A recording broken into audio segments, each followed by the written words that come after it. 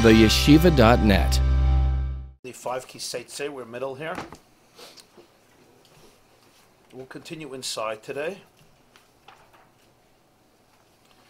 Lamed Ches, the second column, or page 75. The line starts, Kain anachnu mavakshim his galus ritzonei de'yom desarachimim. It's probably 15 lines from the bottom. 1, 2, 3, 4, 5, 6, 7, 8, 9, 10, 11, 12, 13, 14, 15, 16, 17, 18. 18 lines from the bottom, page 75, Parshas Teitzei, Lamed Ches, column number 2. Lamed Ches, column 2, or page 75. The line starts, Kain anachnu mavakshim his galus ritzonei.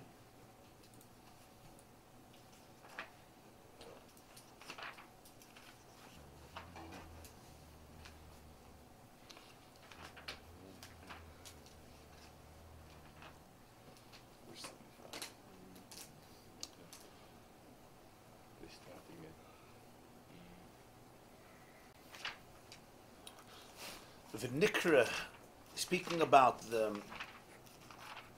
slach lanu, we say in davening slach lanu avinu ki chatanu. It's not just fear of punishment. I don't want to be punished, but it's more, I want to be able to look you in your face. I want to be able to have that wholesome relationship. A Jew says to Hashem, Baruch atah, I want to be able to look the Rebbeinu Shalom in the eyes, in the face. I shouldn't have to blush or duck or not face you in my full presence. Which this is a deeper thing. It's not that I fear punishment. It's that internally I want that our relationship should be wholesome, that I shouldn't have to feel that I'm always,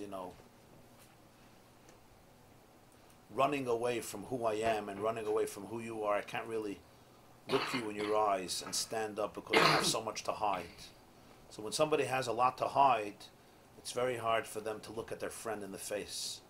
Even if the friend doesn't know everything, but you know. And certainly if they do know. So you're really saying, Baruch atah, you, Lashon Noichach. I want to be able, a Jew should always be able to look Hashem in the face in the sense that there's a oneness, because he makes sure that the relationship is not tarnished. So he continues, he says, Nikra Beloshen Yud Gimel Nara Afrasmoina Dachya.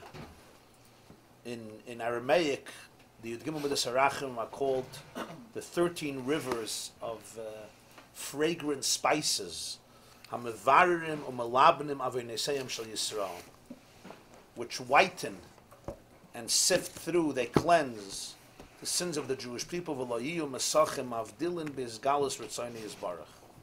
So that there should be no veils that eclipse the revelation of His will. That the full relationship, the full love that He has to you, nothing should block it. The love is always there, but sometimes we block it in the sense that we cannot experience it. Because if I betrayed it, so then ultimately it creates a partition, a masach, and it doesn't allow for the seamless flow of that love, of that relationship. So what I want, what tshuva is that you should be able to experience the love, you should be able to experience the full relationship. That's what tshuva really means. So this is never about guilt. It's not about guilt. It's not about how bad you are. It's about how beautiful you are and the ability to be able to experience yourself as beautiful as God experiences you.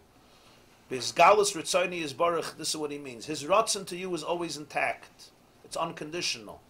But you can't feel that ratzon to you because you separate yourself and therefore you feel separated, you feel tarnished. So the real avodah of tshuva is not yiras ha'einish, I'm afraid I'm guilty and I'm going to suffer and it's terrible and you're going to hate me and you're going to denigrate me and torture me and so forth. It's something much profounder, and that is that the relationship is so powerful, it's so beautiful, it's so wholesome, and yet there's a toxicity in me that's not allowing me to feel the power of that relationship, the presence of that relationship, and that's what I want to remove. I want to remove the veil that I could fully show up into life. I could fully be present in the relationship. I could be fully present in life.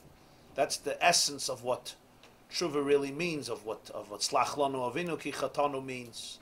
I don't want there should be any partition that blocks the seamless flow between you and I It should be able to be in full presence. You know, imagine in a marriage, somebody hides stuff from their second half. So they could never fully show up because there's a part of them that can't be there. Because if you're fully there, it won't be good. So therefore, you think you're scared of it. So therefore, you're there, but you're not really there. You know, a person is there. You're always texting. Let's put it that way. There's people that in their whole life they're texting. Even when they're not texting, they're texting. In the sense that they don't show up fully to anything. And the reason I don't show up fully to something could be a lot of reasons, but a person is fragmented, or a person is bogged down, or a person has things in them that sit in their system and don't let the drainage, go out. It plugs the system, like when you put stuff in the sink and the water can't get out. So it plugs the system. And so tshuva is really opening up the drainage to allow that which has to go out in order to be able to be fully intact, fully present. V'hine yemei elul miyuchadim l's'erus yidgimel midas harachamim ubiyayim ha'kippurim who's galus haratzon k'moshe be'esh shechatu Yisrael be'egel nisbaser lehem slicha b'yayim ha'kippurim ki azu is galus haratzon. Remember, was set Teitzei, so he adds that elul generally is a time for the arousal of these 13 attributes, and Yom Kippur, that's when the full Ratzon gets revealed, just like the first Yom Kippur, the Jews sinned with the golden calf, but on Yom Kippur, the full Ratzon got revealed to them. In other words, they could experience once again the full desire of Hashem in them, which the Chet did not allow them to experience because it was like a blockage. V'hinei p'chines aver rabba hanisker la'el, p'chines b'chol moedecha, Yeser se'ez ve'oz hagbe l'mayla me'avas hanashama terem boya lo'elam haza.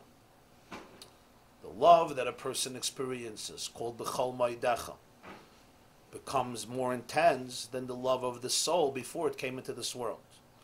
V'hi ba dafka yidei hisbararus nefesh hachiyunis abit l'rashaba. There's a love that comes only by refining your biological soul and eliminating the brokenness or the evil in it. Like the pasuk says, we learned before from Eiv, Megala Mukus Mini Chayshach. The deepest depths are revealed from darkness. Like the superiority of light that comes from darkness, as explained elsewhere. The pasuk says in Koheles, Shlomo HaMelech says that V'ra'isi, I saw that Yisrin Ha'ermin HaChayshach, light is greater than darkness. Ki yisrin hachachma min hasichlus. Just like wisdom is greater than sichlus, than foolishness, than folly. So everybody wonders, you needed Shlomo HaMelech's wisdom. It says, Ra'isi ani yisrin hachachma min hasichlus ki yisrin min hachashach. Shlomo says in Koheles, I have seen that wisdom is greater than stupidity, just like light is greater than darkness. You really need Shlomo HaMelech to tell you that chachma is better than tipshus, and oir is greater than chayshach. You don't need to be such a great, brilliant genius like King Solomon to know that wisdom is superior to folly. Maybe you do have to, I don't know. Depends when you live, maybe. And light is greater than darkness. Right? So some say a pshat, as they say there's a medrash. I'm not sure they've ever found a medrash, but in Sfarim there's brought a medrash. It says on Shlomo, Vayechkam mikol ha'adam. He was wiser than all people. So the medrash says afilu min hashaitim. In other words, to be wiser than Chachamim is not so hard. But to be wiser than a shaita, that's very hard. In other words, that the shaita should recognize that you're a Chacham. That takes really a lot of Chachma. But what's the meaning here? The Balatanya Teitzei Yisin Ermen HaChayshach means the light that comes from darkness. Not that light is greater than darkness. We know that light is greater than darkness. Yisin Ermen HaChayshach means the greatest light is the light that comes min ha-chayshach. Everyone teaches the pasuk. Yisrin or min ha-chayshach. Oir has a yisrin, has an advantage over darkness. No, yisrin or min ha-chayshach. The greatest light is the light that comes min, from darkness. When the darkness is converted into light, when the folly is converted into wisdom, that's the greatest light. Why is that the greatest light? Because that light has a unique energy that on its own it will never have. There's natural light. But then there is taking negative energy, taking the negative energy of darkness and converting it into an impetus, into a force for light. That light has a special quality that is unique because Choshech has a very deep, distortive quality. And when that gets turned into oir, the oir has a transformation, a transformative quality to it, because it comes from the Choshech.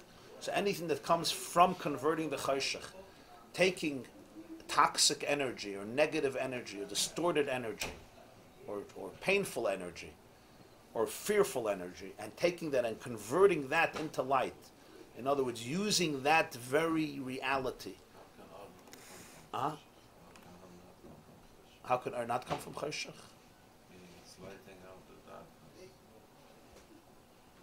No, in other words, you have light spiritually. Well, you mean physically or spiritually?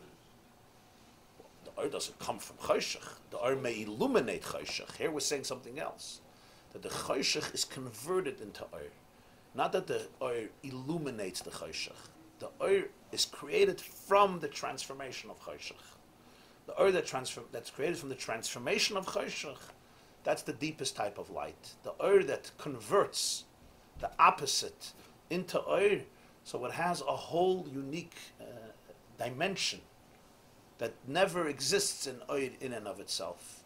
Because what happens here is the Or gains the whole momentum from the opposite, from the Cherishing, and that converts into Or, so the Or has a tremendous, that's what he says, v'yeser seis v'yeser reis.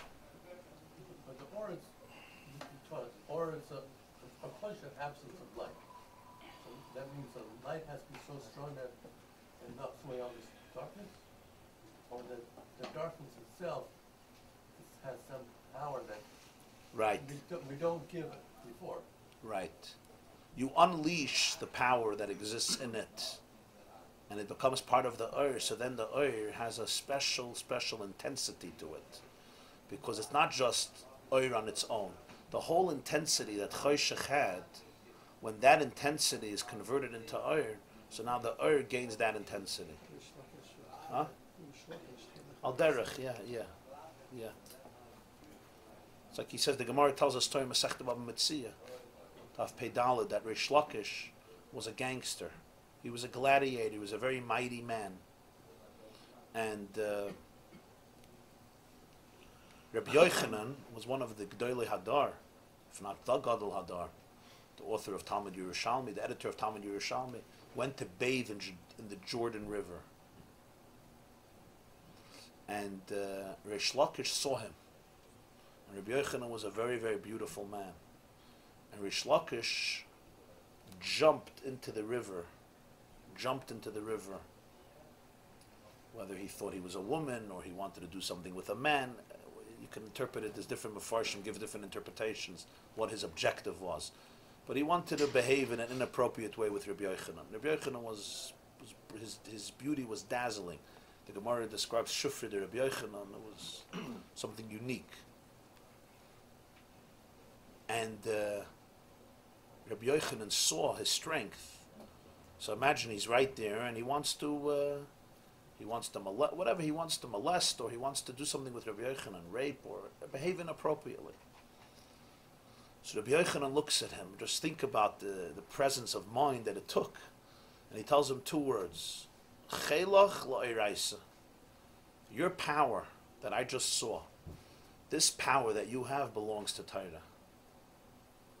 So Reish Lakish was no stupido, and he says, Shufrech l'noshan. And your beauty belongs to women. In other words, they were saying that we're both, he was saying you're in the wrong career, he's saying you're in the wrong career. Rabbi Yochanan was saying such power belongs to Torah. And Reish Lakish has such beauty, you don't understand what you can achieve in life with this beauty. Right? Everybody would be after you. So Rabbi Yochanan says, I have a sister who's more beautiful than I, and if you become a mensch, I'll suggest to her that she marries you. Imagine. And that's what happened. Reish Lakish became not only a mensch, he became one of the Gdolei Hadar, a brother-in-law, and he married Rabbi Yochanan's sister, became brothers-in-law. And throughout the whole Shas, Rabbi Yochanan and Reish Lakish are some of the most frequent Amirayim mentioned with their debates throughout the whole Shas. Rabbi Yochanan and Reish Lakish, they were brothers-in-law. So what's the pshat here? You really have a very profound idea. Rabbi Yochanan could have looked at Reish Lakish and said, you're a bum, you're a para adam, you're a lowlife, you're a despicable monster, which is how he was behaving. He jumps into the Jordan River not to learn with Rabbi Yochanan Daf Yomi. That was not why he jumped into the Jordan River, or even to learn with him Likkutei Torah. That was not the tachlis. But Rabbi Yochanan, what he did was, he explained to him, he says, your strength belongs to, what does it mean it belongs to Torah? It means that the real outlet for your strength will be in Torah. In other words, such power, you have such power. He saw from his physical power, he also saw the power of his will, of his personality, of his presence, his charisma. So he says, this power belongs in Torah. So the Shlakish says, and this beauty belongs to women. What are you doing with it? It's like you're living the wrong lifestyle, Rabbi Yochanan. And he becomes a transformed person through this. This is what Rabbi Yochanan did. This is an example, very good. Siyenah min ha'chayshach is that he didn't repress Rish Lakish's creativity. He transformed Rabbi Rish Lakish into creativity. And then what happens is the oil grows so much more because it has all of the ingredients that the chayshach had that made it so destructive. And all of its destructive powers are now converted into constructive powers. And that becomes the most powerful source for good. I once heard from the Lubavitcher Rebbe, he's Teitzei the Gemara in Menachos. Very interesting vart. The Gemara says in Menachos that there was a famous Siyenah, that she was, world-renowned, so to speak. And there was this man who was very focused on this lifestyle, and he heard about her, and he traveled all the way to get to this person, and it was very, very expensive. He had a lot of money, all to do it. And the poil in the process, the tipchaloi tzitzis, the poil, I got some ice there, I just want to get to the Nakuda, he does tshuva and she does tshuva. And they ultimately married. The Gemara says, Oyson matzoyes she'itziya loy be'isr, itziya loy beheter. The same mattresses that she suggested to him, the same sheets that she spread out for him, in Isser, she now spread out for him beheter. So the question is, why does the Gemara say, Oyson matzayas she'itziya loy be'isr, the same sheets, and if it was new sheets, same sheets, what's the Gemara trying to say? Same sheets that she used be'isr with him, she now used beheter. What's the point? The Gemara says something very profound. Oyson matzayas, the same passion, the same sheets, in other words, the same mechanism, the same instruments that were used be'isr, they were used beheter. It's not that they ran away from their previous life, they transformed their previous life. And that's always much deeper than running away, because when you run away, you just run away. It's a gewaldige inyan. But the power of transformation is that you use the very energy that got you into the mess in the first place, and the very energy that was fueling the mess in the first place, because that has very deep energy. And the reason it has such deep energy is because, as we'll see, it comes from a very high place. Because all darkness, all disruptive energy, all energy that is making a mess in your life comes really from a very deep place. And because it comes from a deep place, it's sensitive to a very deep void. And because it's sensitive to a deep void, it ultimately fuels crazy behavior, because it needs to fill a very deep void. So when you take that and you convert it into light, you're really revealing the source of the chayshach. And when you reveal the source of the chayshach, it gives the something that the doesn't have on its own. You understand? In other words, the reason the person is behaving this way is because they're trying to fill a void that comes from a very deep and lofty space. And that's where, so that when they take that very trauma and they convert it and they transform it, that's called Siyenah min ha'chayshach, megala amukas mini chayshach. It's the secrets that come out from the chayshach, mini chayshach. So he says that the neshama has when it comes down into Olam Haza. That's what he says. V'zeu tachlis yiridus haneshama b'Olam Haza. And this is the ultimate objective of the neshama coming into this world, levarid or lelabin harasha b'nefesh ha'bahamis b'chtei shetagiya la'aver rabbazu, to whiten, to sweeten, and to refine the Ra and the animal soul in order to reach this aver rabba. So here we have now at last a paradox. The soul is battling with the animal. The godly soul is battling with the animal soul because the animal soul has a whole different agenda and a whole different perspective. And yet, paradoxically, it's only through its entanglement with the animal soul and working with it that the Nefesh Elokis will one day experience an Ava to Hashem that it would never be able to experience on its own because of the Siyenah min ha'chayshach. So now it suddenly turns around. The whole thing becomes topsy-turvy. In the beginning, we were learning that the animal soul, of course, goes through a whole symptom and restrictions, and it morphs into this animal and this beast that is completely severed and disconnected.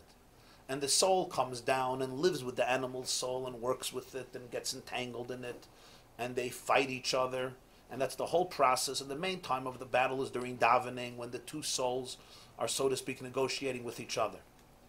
At last, what happens is, as a result of this relationship with the animal soul, when the godly soul is mevarer, when it does a birur in the animal soul, and it reveals the source of its darkness, the source of its chayshach, so what happens is, the animal soul gives a fuel, an energy, into the nefesh halakiz that it did not have on its own. A whole new level of ava, of b'chol ma'idecha. B'chol avach b'chol nafshan, the b'chol ma'idecha. Ma'id means infinite, very. B'chol ma'idecha means with all your veriness. As toiv ma'id, very good. B'chol ma'idecha, with all your the veriness that comes from the animal soul. And the question is why? Why is that? That's what he's going to now explain. Why is it that an animal soul has this? Why is it that the darkness has something? Why don't we say light is much better on its own? Natural light is greater than transformative light. So you have to say that there's something, there's a secret that the Chayshach has that ostensibly at first glance is the greatest contradiction to light, and you want to get rid of it. But on the other hand, when you manage to look into it, to steer into the Chayshach and not be afraid of it, you will one day discover that there's something deeper. And this is really the essence of tshuva. Because, as he says elsewhere in Parshas Balak, that the reason the neshama comes down into this world is to become a Baal Tshuva. And it's a very similar idea. To become a Baal Tshuva doesn't mean necessarily a person sins. That too, but even a person who never sins. The whole experience in this world is an experience of tshuva. The difference of tshuva and the tzaddik is follows a righteous path. Tshuva follows a path that always entails darkness and stumbling blocks and failure. And through the failure, he rediscovers his life. And ultimately, the greatest of souls that lives the greatest of spiritual lives in this world is going through a process of tshuva. Because there's no other way to justify the meaning of this world if you embrace life for what it is, if you're not in a mode of escapism. And we see the same thing by tshuva. Reish Lakish says in Masechta Yuma, from all people, Reish Lakish, and it's the reason that he says it, Yuma Daf Peivav, the end of Masechus Yuma, that Gedoyle Tshuva, Shes Doinus Nasa Loi Kazachias. Tshuva is great because it converts sins into mitzvahs. How do you convert a sin into a mitzvah? They say that the Barditchever was once walking Yom Kippur, the Levitzak of Barditchev, and he saw that there was a Jew who was violating Yom Kippur. He was either eating or smoking, so the Barditchever always had something good to say, right? So the Jew says, "No, Rebbe, what do you have to say?" So the Barditchever says, "I am envious of you." He says, "Why are you envious of me?" So he tells Rabbi Barditchev says, because if you do tshuva, your sins will be transformed into mitzvahs. Do you know how many mitzvahs you're going to have? I will never ever be able to have as many mitzvahs as you, because this guy was a real sinner. So in true cynical fashion, he says, "Rebbe, wait till next year Yom Kippur and you'll be even more jealous." You'll be even more jealous. That's the Maisa. And the end of the Maisa is that the man ultimately became a Baal Tshuva. But what's the Havana? The Marsha asks in Gemara there, he says, doesn't understand. Lo yehei choyte nisker. How do you have that the sinner benefits over the tzaddik? If I'm a tzaddik and I never sinned, I can only have 630 mitzvahs. If you sinned, you could have 1,000,000 mitzvahs. Pork is a mitzvah, eating Yom Kippur is a mitzvah, Surah, everything is a mitzvah. All Avedas, suddenly you have 365 new mitzvahs. Because every sin becomes a mitzvah. It says, Lo yehei choyte nisker. Doesn't make sense. The guy who sins and does tshuva is greater than the tzaddik. Huh? No, he means just because I never sin, nebach, he can't have so many mitzvahs. And the Marsha Taka learns the Gemara not kipshuta. Marsha says what Reish Lakish means is that about tshuva, because of his remorse, he does extra mitzvahs. That's what he means. But the lashon of the Gemara is doinois nasa like his achias. Not that this doinus compel him to do more mitzvahs. So the Balatanya says in Tanya Perik Zayin, the 7th chapter of Zayin, that it means kipshutai. Why does it mean kipshutai? So he says a moed de kavart. He says there's no passion like the passion that comes when you tasted the opposite. When somebody was sick, they appreciate health in a different way. When somebody faced death, they appreciate life in a different way. When somebody almost lost a loved one, they appreciate their loved ones in a different way. When somebody's in a desert, in a parched desert, be'eretz tziyah, v'tzalmavis, oyev, b'li mayim, and you give them a cup of cold water after 2 days of dehydration in a parched desert, there's nobody who appreciates that cup of water like them. So he says, somebody, the Baal Tshuva, who sinned and fell and stumbled and lived a life that ultimately caused them to destroy themselves, when they rediscover truth, when they rediscover God, when they rediscover Avos Hashem, the love is a different type of love. It's fueled. The fuel that fuels the love is all the negative energy. The very sin becomes a mitzvah because it's the very sin that gives an impetus to the mitzvah, a depth, a sophistication, a passion, an enthusiasm, and a certain quality to their ava that nobody has. You could see it with people who are really in recovery, not fake in recovery. That their very addiction is part of the recovery. What do I mean? You could see every day in them, people who are very genuine. They're sober 25 years, but they still call themselves addicts. So they say they call themselves addicts because if they don't, they'll become addicts, because they'll let go. There's something deeper, and that is that the addiction really fuels the recovery. It's the knowledge of the other side. It's the awareness of the destructiveness that gives their positivity, their morality, their authenticity, a quality that is profoundly unique. Or to put it in different words, in more sharp words, and with this I want to finish, every mitzvah has hechsher mitzvah. There's no mitzvah without hechsher mitzvah. Means what you do to prepare the mitzvah. Shaking a lulav, I have to go cut a branch of a palm tree. Shaking an esrog, I have to cut the esrog. Sitting in a sukkah, I have to build a sukkah. Putting on tefillin, I have to make tefillin. I have to take the hide of an animal and make tefillin. There's no mitzvah that doesn't have a hechsher mitzvah. What do you do to prepare for the mitzvah? Always. Every mitzvah has a mitzvah. You want to eat on Shabbos, you have to cook before Shabbos. So now I ask you a question. There's a mitzvah called tshuva. There's a mitzvah called tshuva. What's the hechsher mitzvah for tshuva? Huh? What's the hechsher mitzvah for tshuva? How do you prepare for tshuva? Sin. Right? But you have to sin to be mokshe from tshuva, right? But so here's what happens. When you sin, you went against Ratzon Hashem. When you do tshuva, retroactively you redefine your sin into a hechsher mitzvah. That's what tshuva does.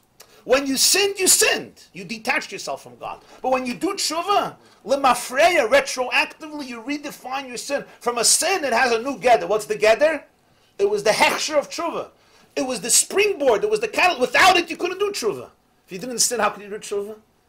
And spiritually, too, you wouldn't be able ever to experience this oneness without the sin. So now the sin is redefined as a hechsher mitzvah. So the choshech creates a whole new type of art.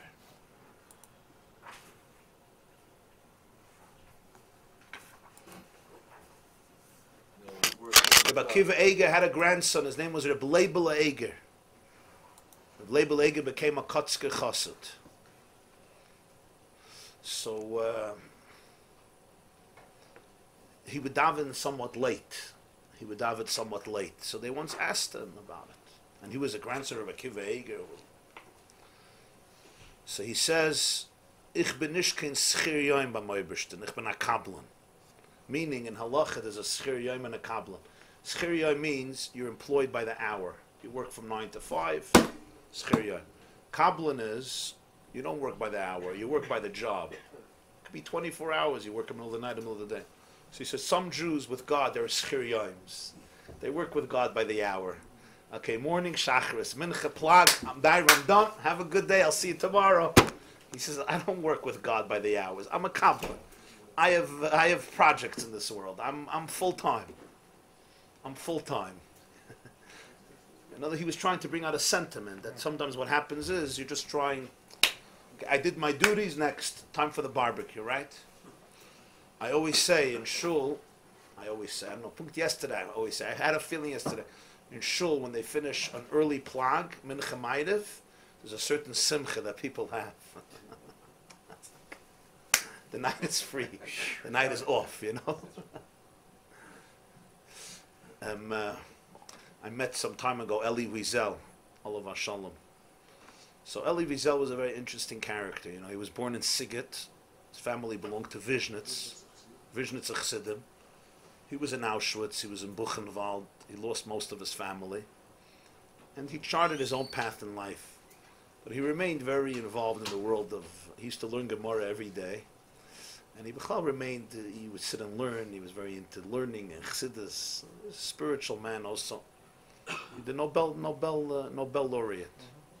So I met him a few years ago. He was a friend of my father, so I knew him a little bit. So he tells me that he has this home in Connecticut where he vacations. And it's somewhere in Connecticut, and it bothers him. And the reason it bothers him is because he doesn't have a minyan there. He was always makbid, I think, Shabbos to daven in Fifth Avenue Synagogue. In Manhattan, he doesn't have a minyan, he doesn't have a shul. So it's very hard for him. So I told him that I once heard a Maisa, that the Tzemach Tzedek had a son. His name was Rabbi Yosef Yitzchak. He became a rebbe in a city called Avruch. Rabbi Yosef Yitzchak of Avruch. But his father was the Tzemach Tzedek. Chabad was a big focus on davening long, even be Yechidus, because they daven long, very long. So he went to Avruch, and he became a rebbe there. The Mechutin, it was a different style. So one of the conditions his father-in-law made with him is he has to daven with a minyan, he has to daven b'tzibur. And he agreed. He agreed, that was like a condition. No, you got to conform to the standards here. Straight shooters.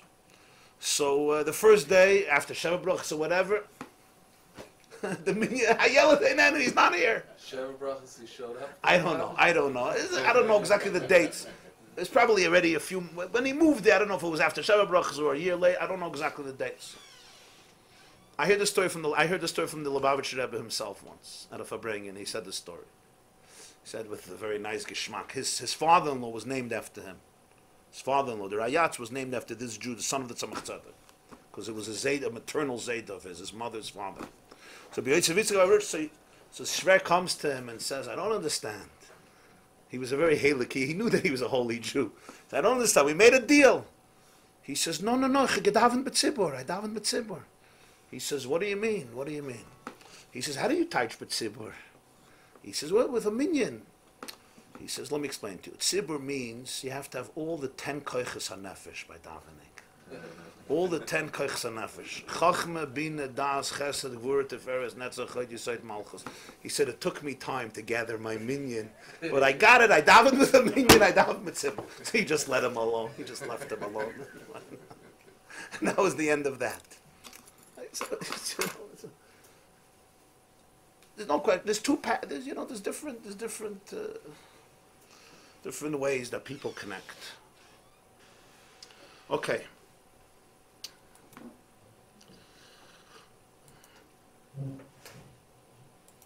Ubir Adavar.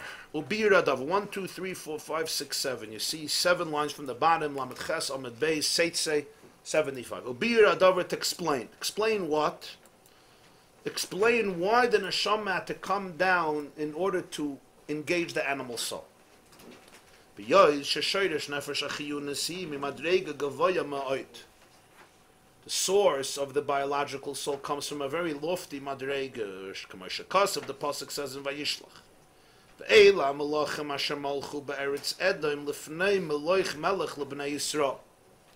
The end of Vayishlach, it says, these are the kings that reigned in the land of Edom before the Jewish people had a king. So the Arizal explains this pasuk, Ve'ela Malachim, that before Jews had a melech, Malchei Edom had melachim. Spiritually, this means that the kings of Edom preceded the kings of the Jewish people. Ve'ela Malachim Hashem. It's the end of Vayishlach. He goes through the whole list of Malchei Edom, Lifnei Melech Melech L'Bnei Yisrael. Vayimlach, Vayamas, Vayimlach, Vayamas, Vayimlach, Vayamas. He goes through the list of all the Malchei Edom there. So spiritually speaking, in Kabbalistic writings, this is described as the worlds that preceded the worlds, the world of Tohu that preceded the world of Tikkun, as we'll explain in a moment. So he's saying that the kings of Edom preceded the Malchei Bnei Yisrael. Spiritually, it refers to the animal soul versus the godly soul. The animal soul is a king and the godly soul is a king. And the king of Edom was a king before the Jewish people had a king. Rak shenofla b'shviras hakelim. It's just that this soul had a nefila. It went through a breakdown. Went through a shviras hakelim, went through a spiritual breakdown called breaking of the vessels. Be'asteirim v'tzimtzumim rabim, with many concealments and restrictions, shemechasa master yichud eirin soif baruch hu, which causes it to eclipse and not experience the oneness of the infinity. V'lachein das kasher nisbarev v'nifrat b'chinas hanasham b'ayden nefesh alakis. When the divine soul has the courage to separate and extricate the negativity or the brokenness from her, memela tagia la'averab haniskeres la'el b'yeseses k'makoydem yiridasa. The divine soul will experience a love to Hashem that was deeper than its own love that it had before it came down to this world, even though it was godly. This is the meaning of the pasuk: a man has two wives. One wife he loves, and one wife does not, he loathes. And the oldest son comes from the one that he doesn't like. So you might think that he can inherit his inheritance to the younger son because it's the son of the wife he loves.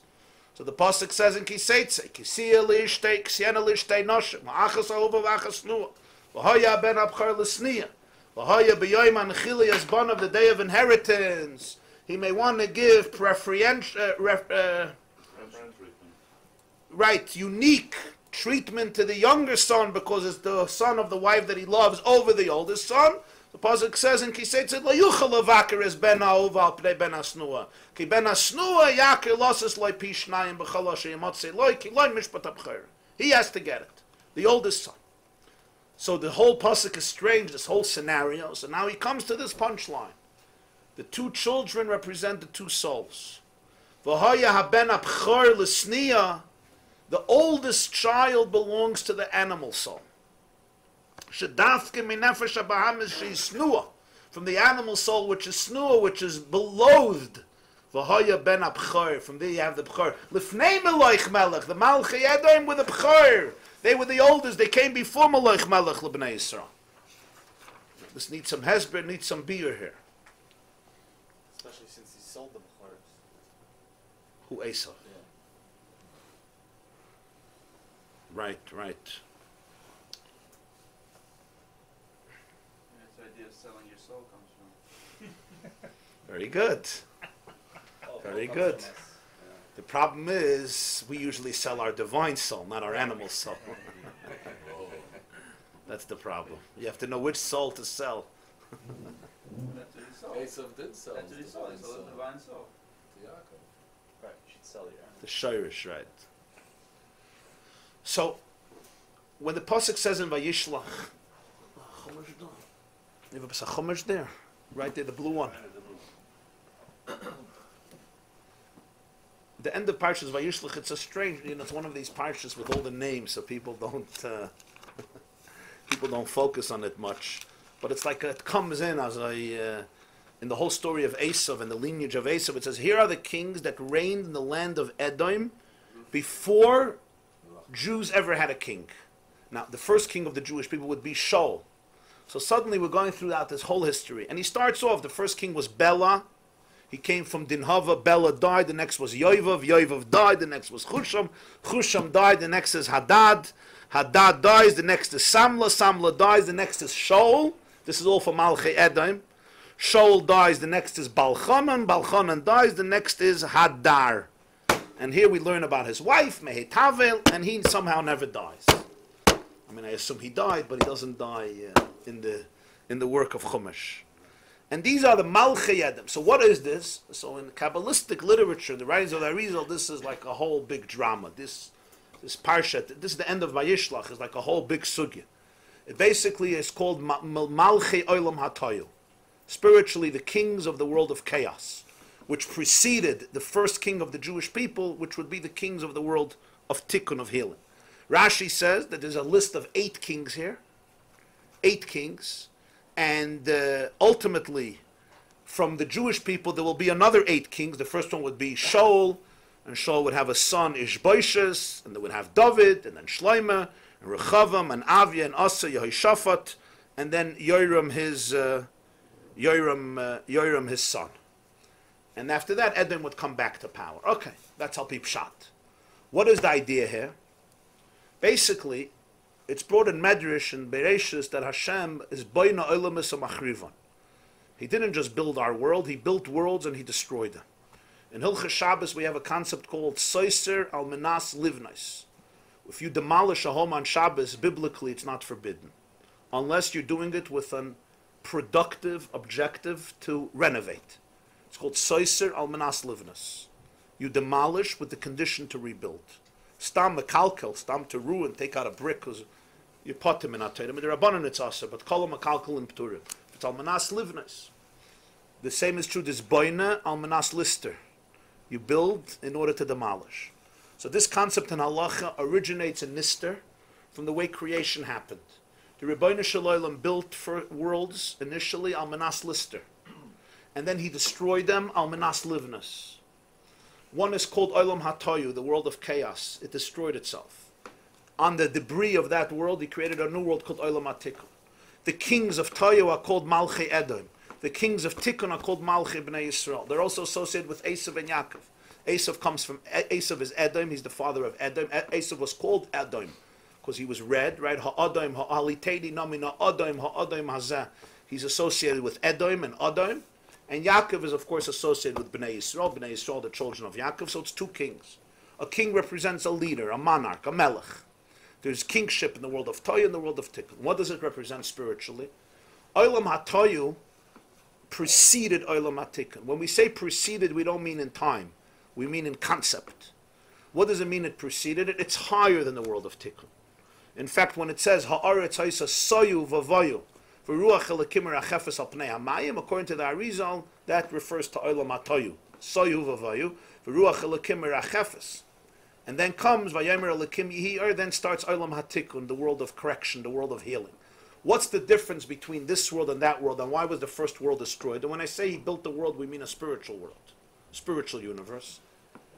The idea of Toyu was very bekitzer. Everything in the world is a marriage of two things, of Oyer and Keli, of light, energy, and vessels. There's nothing in the world that functions without this marriage. Energy and containers. Oyer, the light, the power, the passion, the gusto, and the keli, the container to harness it, to facilitate it, to implement it. You have a dream. Your dream is you're going to make a lot of money, and you're going to change the world. The dream is the energy. The keli is the overhead. Getting it done. Getting it done is always the hard part, because you always have to limit your dream, harness your dream. Implementation is always kalim. You need new people. You need money. You need investors. You need a plan. You need a strategy. And many dreams die in that process. You have a dream. You're going to write a book. You're going to create an institution. You create a business, an organization, a movement, a website, whatever it is. You're going to make a change. That's oyer. But then there's the keli, the limitation of it. The keli always limits it. The writer is the oyer. The editor is the keli. Anybody here who ever wrote knows that writers despise their editors, because the editor of a newspaper always knows the article has to be 805 words, not a word more. The writer was having an emotional, artistic experience. He wrote an article of 4,000 words, and every word is indispensable in his imagination. The editor takes a look at it. The guy opens the newspaper, finsted in the Eugen. He wants to kill himself. He calls up the editor, you destroyed a piece of art. Huh? I have a lot of experience with this, because my father was an editor for many, many years, and the writers would call up the morning after the newspaper was published, and it was a few hours of therapy and comfort and so forth. He used to tell me, he says, a Schreiber starbt nicht von Herzfällen, starbt von Druckfällen. A writer doesn't die from heart failure, he dies from print failure, from mistakes in the article. That's what kills him. He finds a mistake. Never mind, there's a mistake. Yeah. So what's the idea?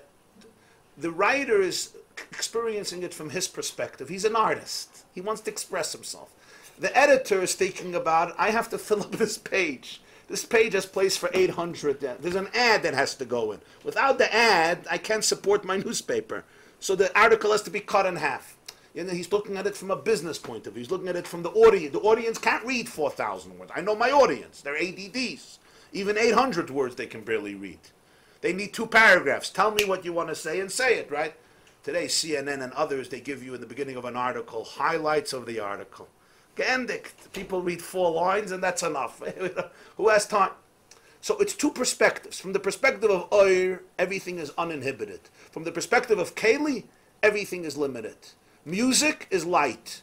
Musical notes are the Kelim for the music. You have an idea for a book, that's the Oir. The actually words of the letters and words that make up the book, that's the Keli. And everybody knows you have a great idea, now sit down and write it down. When you have to write it down, you have to do surgery and surgery again and surgery again. Because writing, taking the vision and channeling it into words is always limiting it. And whenever you have to limit it, it's very, very difficult. It challenges you to be meticulous and precise. It's very challenging. The marriage of Oid and Keli. Take marriage. What's the Oid of marriage? Romance, love, camaraderie, all the nice, beautiful words. But what's the Keli of marriage? Take out the garbage. Take out the garbage. That's what it's about. Buy me a bottle of milk. There's a leak in the bathroom. Okay, it's leaks. It's basically fixing leaks, right? Now, what happens in life is people have talents in different areas. Some people are artists. Some people are businessmen, right? Some people are great with energy. Some people don't even know what energy means. They just look at everything and they see the bottom line. They see how it affects the people. They look at it, so to speak, from a financial. Finance is always about Kalim, because it's always the bottom line. Is the product going to be bought? It's not about creativity or adventure or self-expression. Oir is rich. Kalim are brutal. Oir despises Keli. Keli is the quintessential enemy of Oir. Keli is always chopping and cutting and channeling and implementing and limiting, like a vessel. A vessel always limits the light and limits the energy. This marriage in life is critical. Nothing happens without the marriage of Oris and Kalim. Some artists died as anonymous, hopeless beggars, even though in their basement they had the most beautiful pieces of art, because they wouldn't conform to the brutal, what was the word? Huh? The brutal realities of the market. And then 200 years later, somebody discovers them, and suddenly they become, $20 million a painting. But that happened 200 years later. The poor guy died without a penny in his wallet. Because Kalim are always brutal. Kalim is how it's going to be received. Oir is about the energy. It all begins with Hashem, like everything. The marriage of the world, throughout all the worlds, is a marriage of 2 divine forces, called Oiris and Kalim. When we speak about Hashem's Chachma, or Chesed, or Gvura, the 10 building blocks of creation, known as the 10 spheres, there's the Oir of the sphere, and there's the Keli of the sphere. Chesed, there's the love, and there's the implementation of the love. Netzach. Netzach is ambition. I'm ambitious, but how am I going to implement my ambition? And the same is true with every single faculty. There is the energy of it, and then there is the Keli of it. Keli is Gvura, have a tremendous desire to discipline, to create structure. But how do you do it? You walk into a classroom, you're hired as a new principal of a school. The school is absolute chaos. It's a school in the Bronx, or Brooklyn, wherever it is. It's absolute chaos, right? Suddenly you're going to make rules and nobody's allowed to walk anymore, and nobody's allowed to talk anymore. It's not going to work. You have to have the Keli. You have to channel your vision into concrete, limiting steps. A couple has a crisis in their marriage. They want to fix it. What are the Kalim for it? All spheres have Oiris and Kalim. Now here's the difference of Tohu and Tikkun. In Tohu, the Oiris were infinite, because God is infinite. So his faculties were infinite. So therefore the Kalim vessels could not contain the light, because each light was infinite. So what happens? What happens is there was a head-and-head collision between the various energies. They collide with each other because each one is infinite. Not only that, each one dies from their own pressure. Their own weight is so heavy that it shatters their own vessel, their own container. So what do they have? They have what's called in Kabbalah Shviras HaKelim. Whenever you see the word Shviras HaKelim, it's the breaking of the vessels. The vessel is having too much pressure. Just like a wire, the voltage of electricity is too much, and the wire is not a keli. What happens to the wire? When the voltage is overwhelming, what happens? It burns up, and it's destroyed forever. You can't use it anymore. It's brutal, but it's important to have. Huh? Kaila is brutal, but you need Keli is brutal, but if you want to channel it into a real reality where there are recipients, if the newspaper doesn't have readers, I don't care if you write a 4,000 page. You can write 20,000 words in your article, but I got to print it, and I got to publish it, and I got to sell it. And the printer says, sorry, if I do another page, it's another $10,000. I have to cut it. You understand? It's all the, so to speak, the demands of the market. Sometimes it's cynical. Sometimes it's not cynical. It's just the idea of living in a world where there are recipients. Not everybody is me. It's not just about my expression. You have two types of teachers. You have teachers who love expressing themselves, and you have teachers who know how to penetrate the minds of the students. It's a different art. I remember once a Rosh Yeshiva came to Yeshiva. He was a Baki B'Shas, and you could see from the shir that he was a Baki B'Shas. The problem is, nobody knew a word that he's talking about. So everybody went away impressed and overwhelmed, but not affected. They were like, wow, okay, he knows his stuff. There's another person who speaks in a way that a 5-year-old kid can understand. Not because he knows less. He may know less, or actually he may know more. But he has the ability to come down into Kalim. Kalim means you focus on the vessels. You contain the wisdom in a way that it's limited and focused on the recipients. Huh?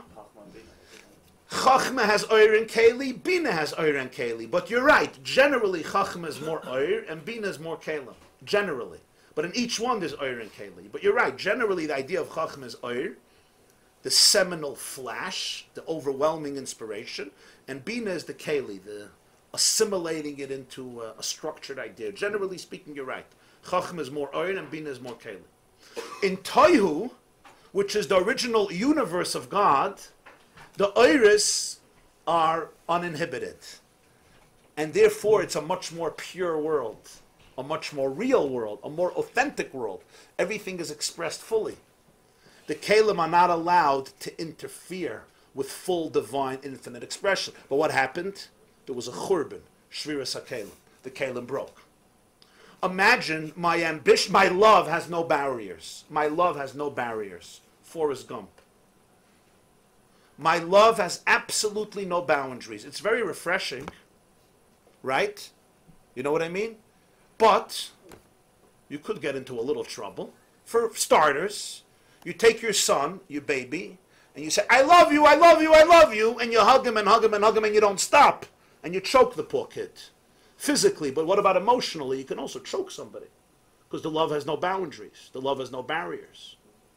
So you need restraint. That's kalim. You have ambition. But if you have ambition without kalim, you become a bulldozer. You become a bulldozer. I remember I was lecturing when Sharon expelled the Jews from Gush Katif in summer 2005, right? This time, August 2005. I said, Sharon, they always call Sharon a bulldozer. I said, the problem is sometimes the bulldozer goes the other way. It's still a bulldozer. It doesn't always go this way. Sometimes it goes the other way. And it bulldozes. It knows no inhibition. And he was talking about bulldozer.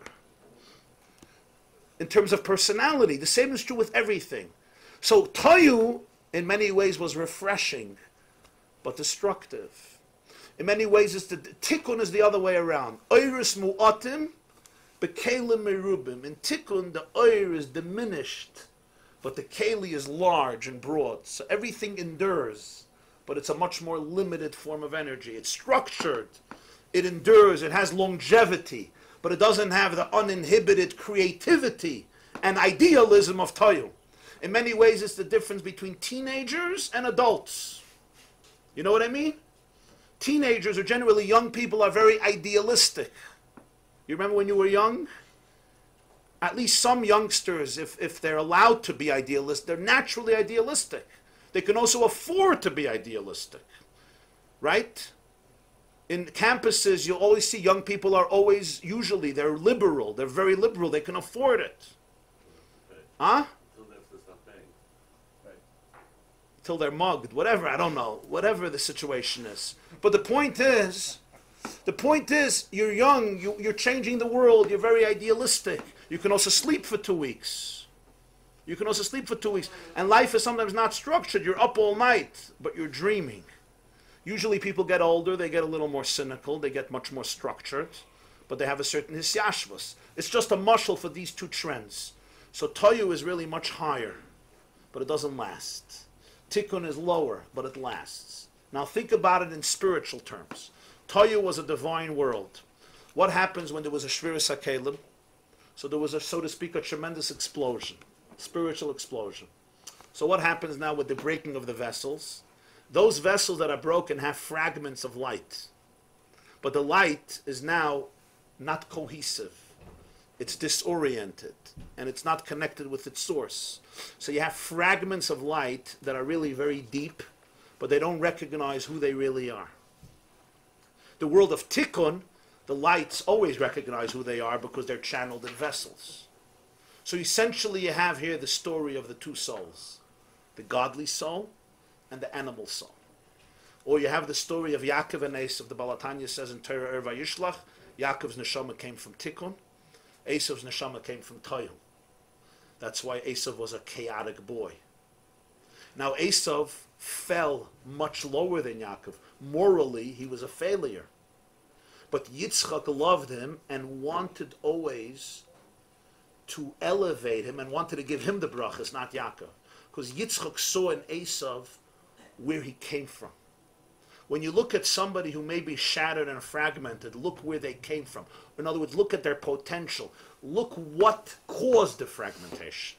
It may be because they were in a much higher space and they couldn't contain their own light. To put it in simple contemporary English, the system could not contain their energy. They could not fit into a box. So what happens? They break all the systems. Why? Not because they're lower, because they have more light, and nobody knows how to house their light. I see this all the time. You find young people, shattered lives, but tremendous oir. But they don't even know about their own light, because it's shattered. But it's everywhere. It's like sometimes you have, I remember I once saw a person walking in the street, he was talking to himself. So I have a certain meshikha to these types of people, and I was listening, and there were fragments of genius that were coming out of his mouth, but nothing cohesive. And then I understood Shviras HaKelim. You know the story about that pianist in Australia? They made a whole book on it. Was it called The Piano? The Sun and Shine was a story about a Jewish kid, a pianist. You know what I'm talking about? A whole book was written, a film, a book, the piano, something. A Jewish kid, a pianist, a genius, and his father pressured him non-stop. And he had a breakdown. It's a nice shahaya. He lived in Australia. And he would sit down at a piano afterwards, and brilliant pieces would come out, but nothing cohesive. Because he wasn't a structured person. He had such powerful genius, but he had no vessels. The vessels shattered. So the genius is still there.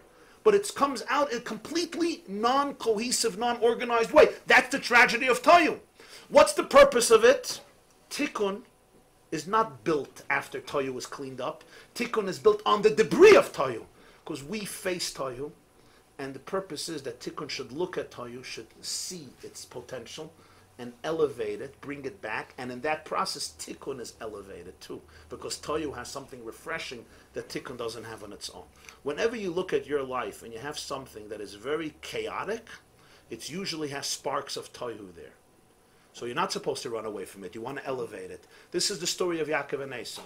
Yaakov needs Esav as much as Esav needs Yaakov. Okay? So the animal soul comes from Toyu. That's why it has much more strength than the divine soul. That's why it's easier to become addicted to Gashmis than it is to Ruchnis. Why? Because Toyu is more intense. The problem of the animal soul is that its true, authentic power was lost in translation. It went through a breakdown. It literally went through a breakdown. So it doesn't recognize its godliness anymore.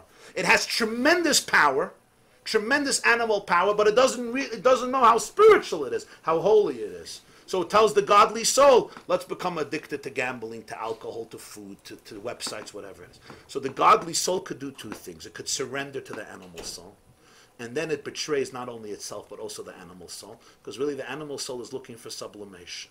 Or it could say, I'll be here for you because I know who you really are. That's the depth. I know who you really are. Because I know who you really are, I'll elevate you. And it heals the animal soul. And in that process, the animal soul elevates the divine soul.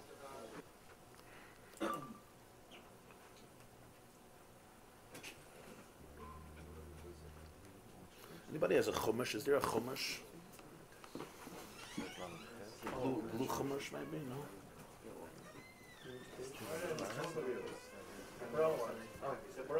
Still on the back? So it's right over there. He's still on the Yeah, yeah. Is that right? Yeah, yeah.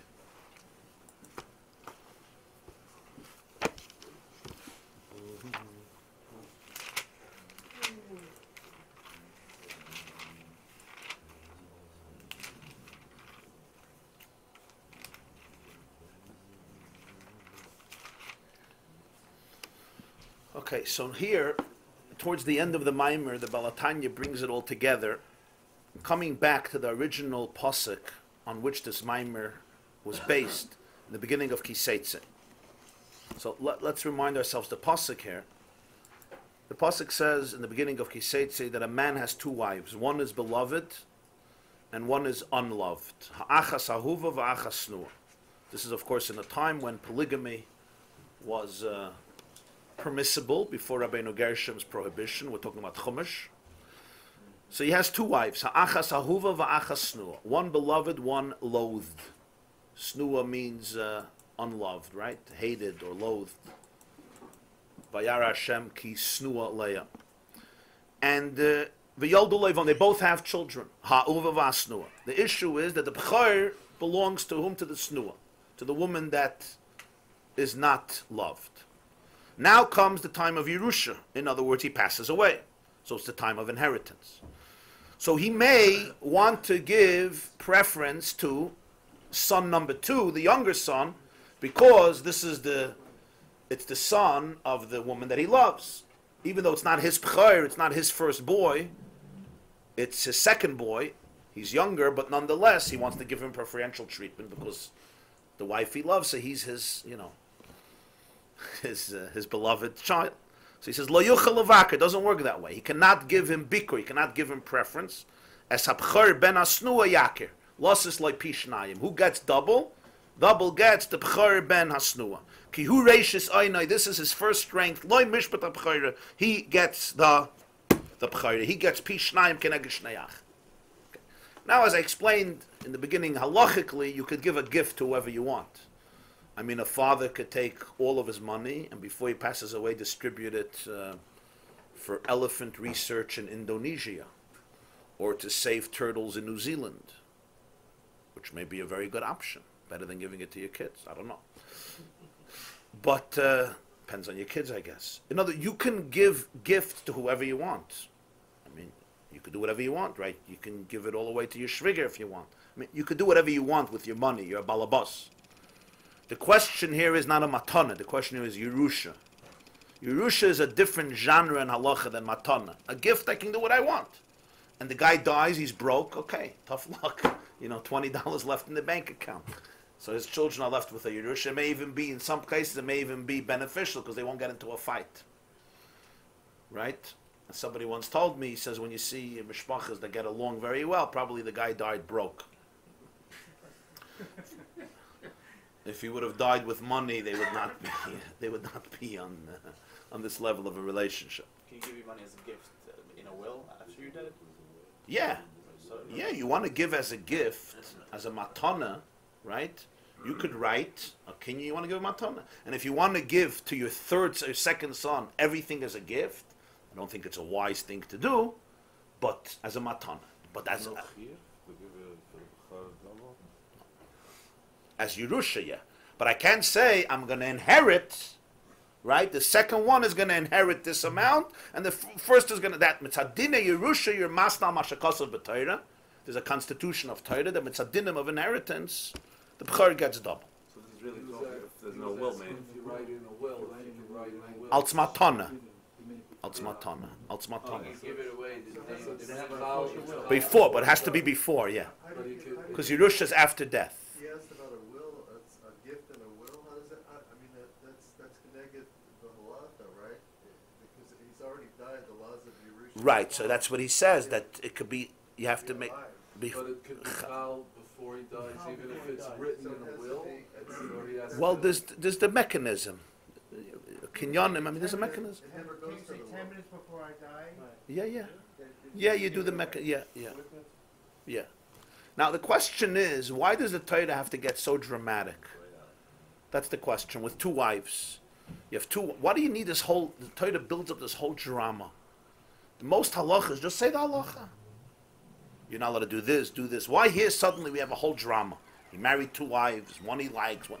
Let's say he married one wife, and let's say he loves her, right? And the oldest son and the second son, and he wants to give the second son.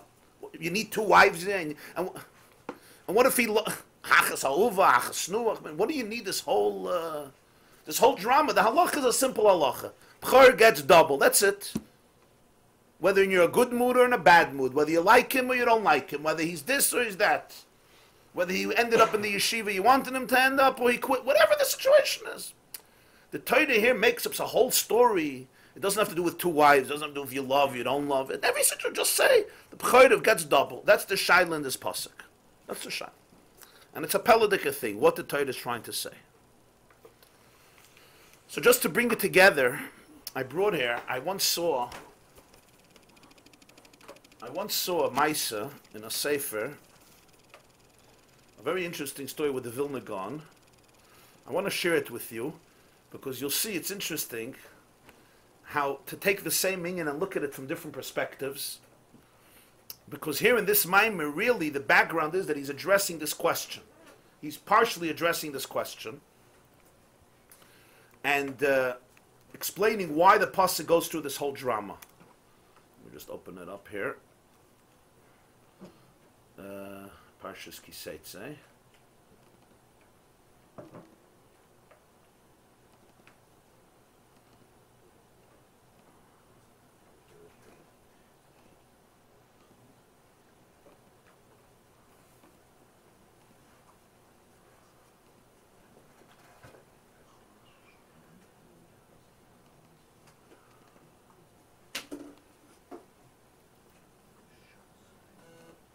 The only place where it says about Yerusha. Yeah, the only one.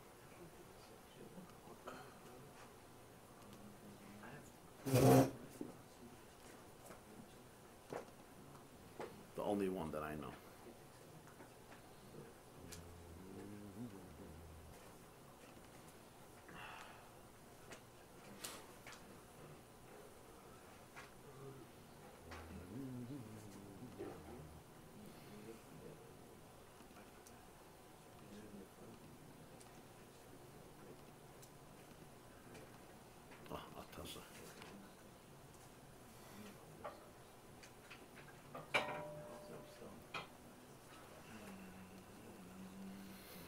Okay, so there's a sefer Koil Eliyahu.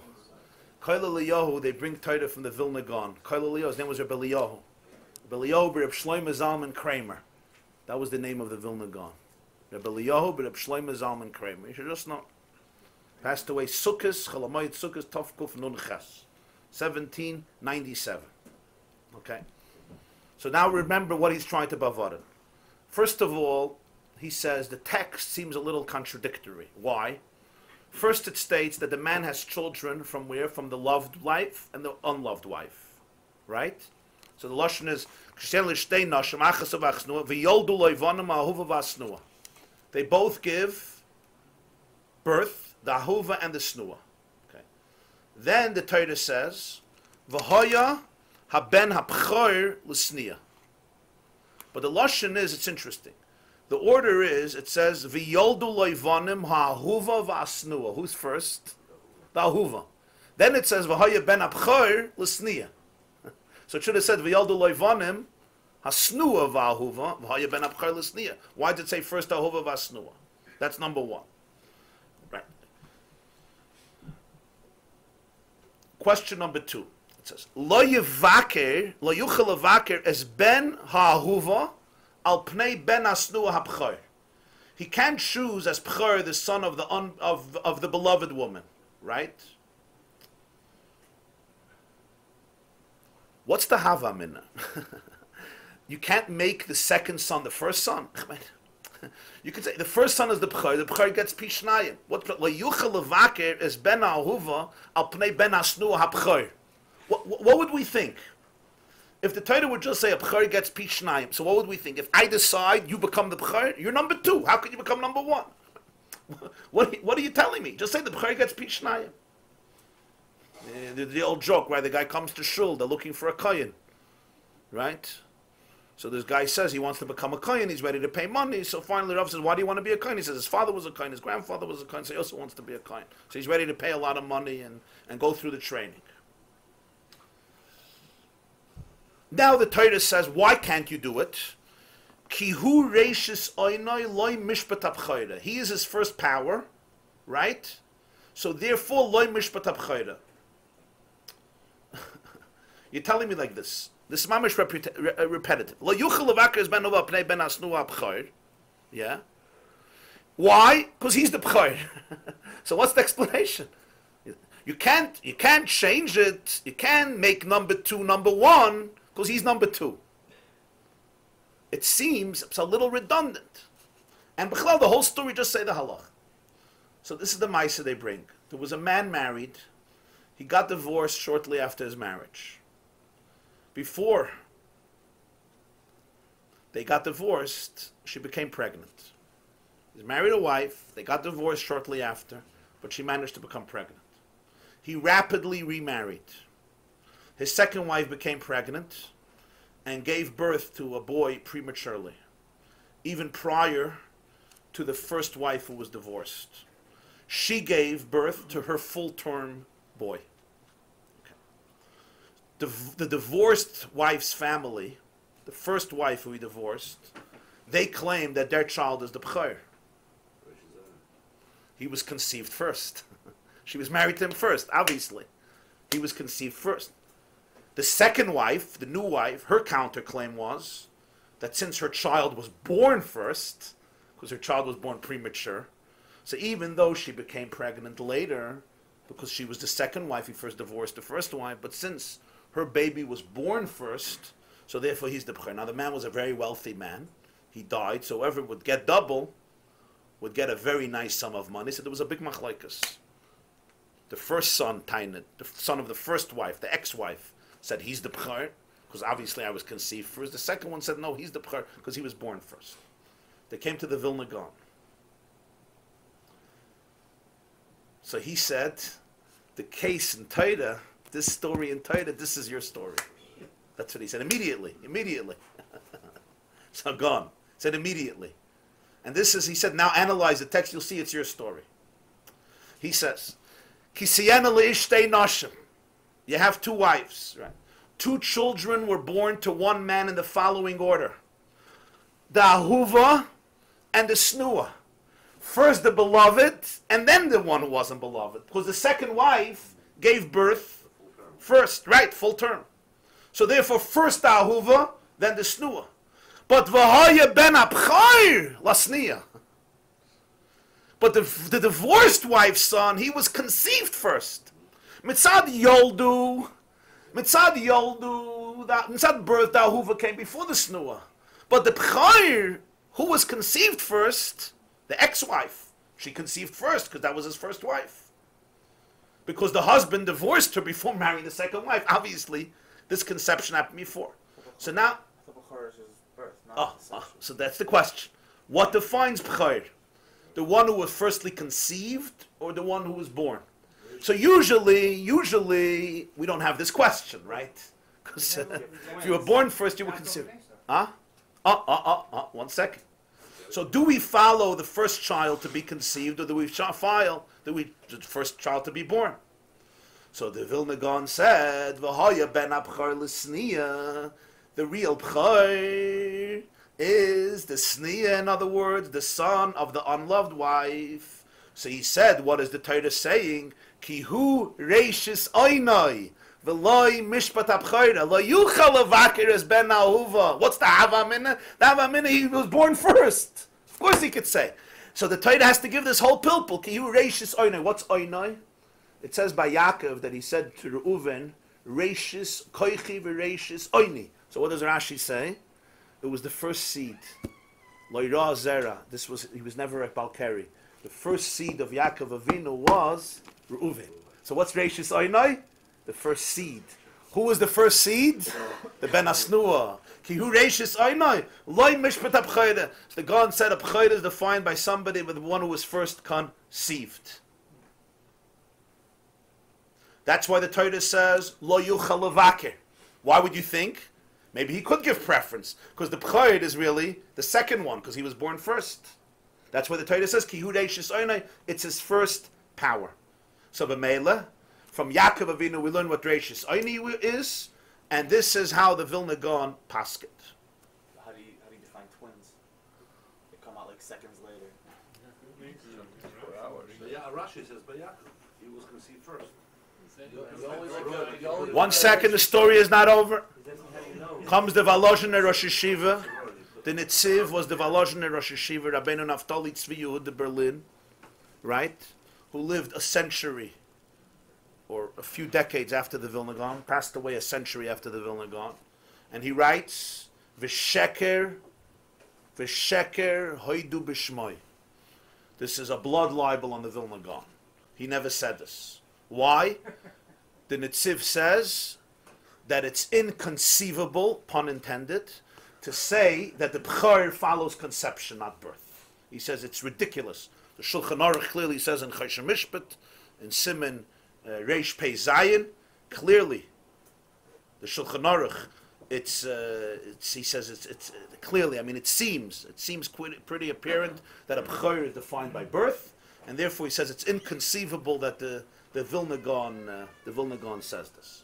However, although the Nitziv completely rejects the statement by the Vilna Gaon, it's interesting that it's recorded by the Shlomo Kluger, was one of the biggest poskim of his time, the Rav of Brod, in the name of Reb Chaim Volozhin, who was the Talmud Muvik of the Vilna Gaon. Clearly in Choshen Mishpat and Siman Reish Peiches, in Shulchan Aruch Chachmas Shlomo from Reb Shlomo Kluger, he says it in the name of Reb Chaim Volozhin.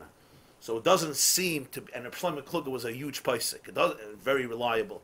So it's not such a stretch to say that Reb Chaim Volozhin heard it from the Vilna Gaon. But here's the problem. Problem is the l'chayda this flies against the Yaakov and Esav story, right? Because let's remember, until Yaakov bought the b'chayda from Esav, who was the b'chayr? Esav. That says clearly in the Torah. But who was formed first? Who was conceived first? What does Rashi say? There was a Shmeiferes, right? And which was the first tipa? Yaakov. And then came Esav. So Esav came out first. L'chayda, according to the Vilna Gaon's understanding, Yaakov Avinu should have been the b'chayr, right? He should have been the b'chayr. Huh? Okay, so it's interesting. So some say that you have to distinguish between twins, because twins is one conception. Twins is one conception. In our case, there were two conceptions. He remarried. There was one conception, so therefore you go according to birth. With two distinct conceptions, the Gaon would say, according to the Shlomo Kluger, Chaim Volozhin would say, maybe you go according to conception. Yaakov and Esav were formed from the same seed, from the same zera, so therefore the only remaining criteria has to be based on birth. Okay. So that's one way of answering this contradiction. Rashi brings, though, that he took his birthright rightfully because of this. Right. So Rashi says, "B'dinhu sheyitalas abchayra," because his seed came in first. But the question is, why did he have to buy it? According to the Vilna Gaon, this was the halacha. He gets the double. Okay. Now, whether the Nitziv is right that it's mamash a sheker, he does not guide as this because b'chayr can go according, is an interesting question in halach, right? Because with Parshas we go according to birth. You're right. No question that the taich in the pasuk is a taich. It's a powerful taich in the pasuk. Now we come to the next step.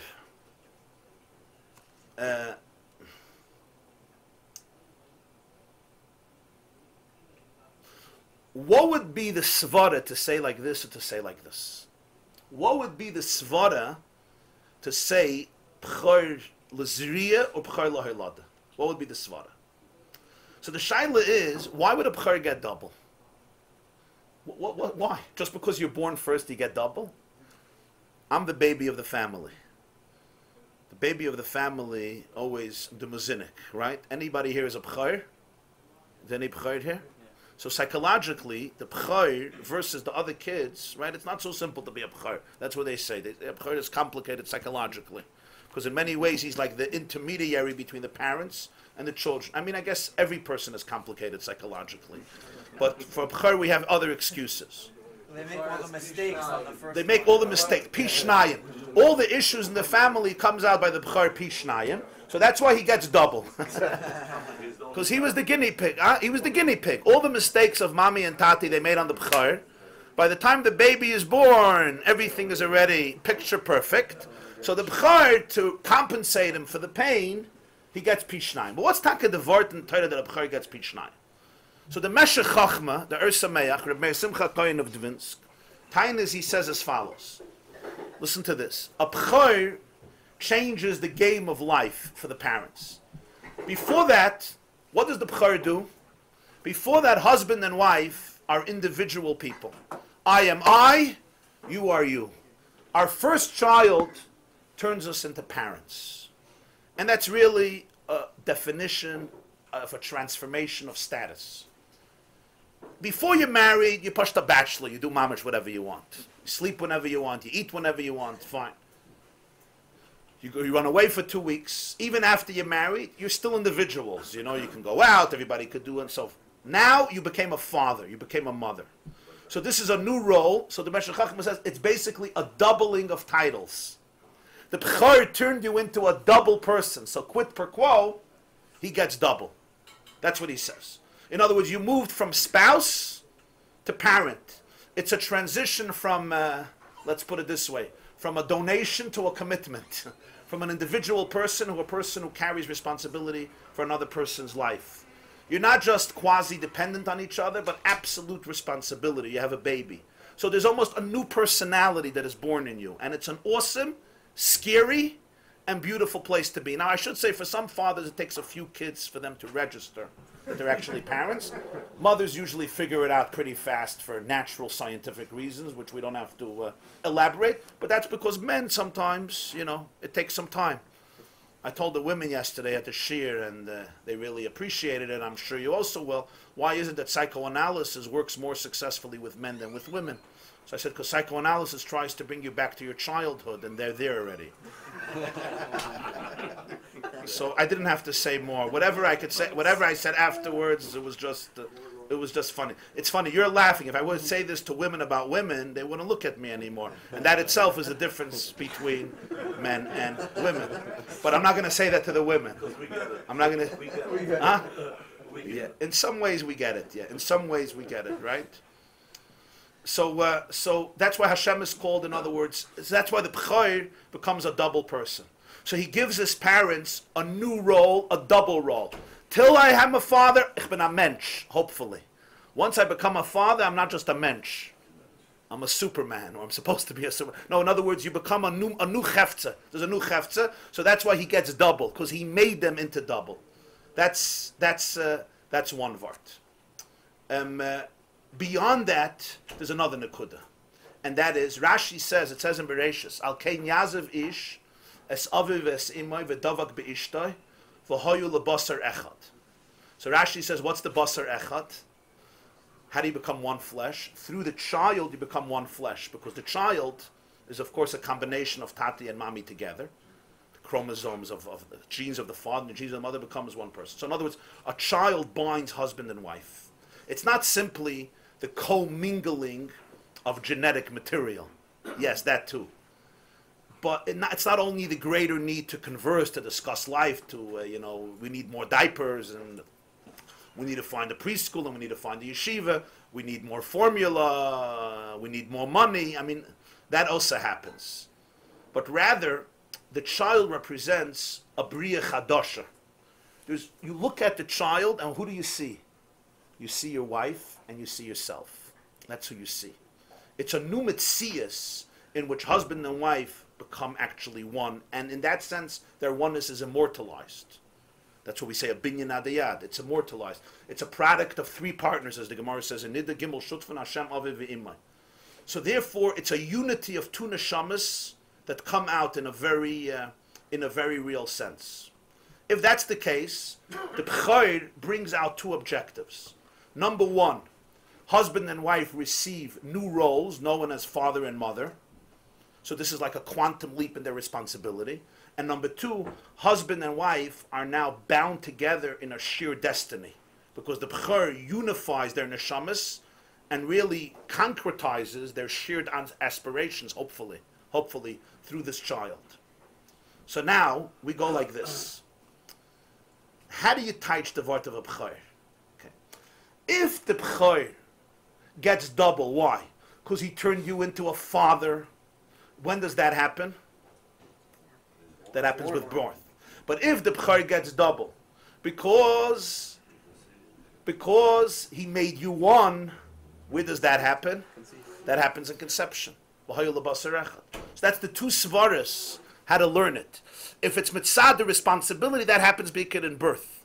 You become a father in birth. You're not called a father before, a mother before, even though the hachana happens before. But if it's the word of Ahoyu lebasar echad, the lebasar echad starts right away in the womb, starts with conception. If that's what the B'chor accomplishes, it took the husband and the wife, doesn't only make them more responsible, but instead of being individuals, it turned them into a new chefts, a new mitzvah. That's why he gets pichnayim. So then that happens with the ziyah. That you could say, lefi aniyas daiti, the svara of the two efanim, the netziv, and the Chaim Valozhener, how you learn the gedder of B'chor. I'll call upon him. This is how he teaches the pasuk. Now, if you take a look at the Balatanya's Pirush in Likkutei Torah, he teaches also the whole pasuk and explains why the Torah has to go through this whole story. But here, the Taich assumes from a halachic, concrete manifestation, it's elevated or it's transferred to a higher plane, to a higher world, or to a spiritual world, dealing with the spouses that exist within the soul itself. And they have two children. That refers to the fact that every soul is married to two wives. Ha'achas ahuva v'achas nua, that's the two souls of the nefesh halakis and the nefesh habahamas. And v'hoya ben abchar l'snua la'yuchal l'vaker. It's not just a maisa that happens, once in 1,000 years, a maisa, but rather it's a story that happens every single day. There's the child that's born from the godly soul. There's the child that's born from the beastly soul. The sensitive spiritual Jew struggles with one wife and loves another wife.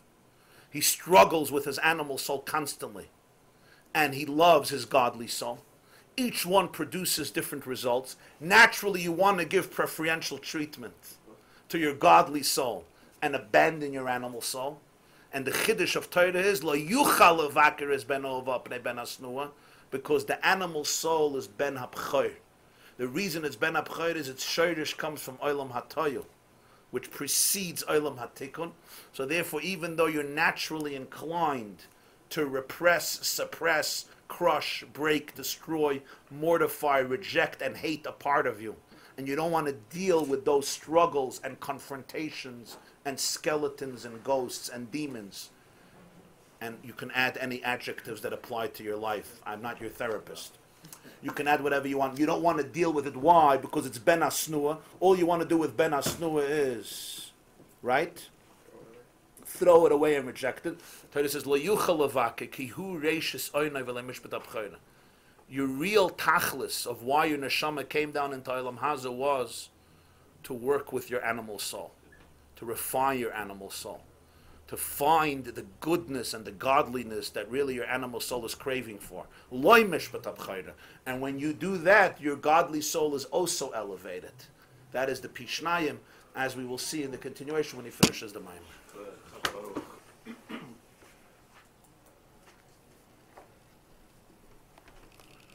So at last, we come now to explain al derech hanister, this strange pasuk.